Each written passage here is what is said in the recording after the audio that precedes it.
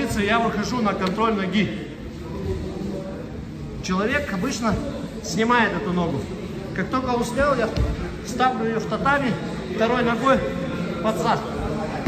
Подкручиваюсь таким образом, чтобы мне было удобно вторую ногу занести под его дальнюю ногу. Видите, крюк остается. Я заношу крюк сюда, и у меня получается некий X-гард.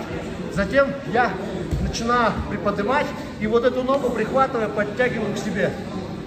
Закрываю 4.11, сажусь. Как только я пришел в эту позицию, я начинаю атаковать дальнюю от себя ногу. Ахилл раз, ахилл два, ахилл 3.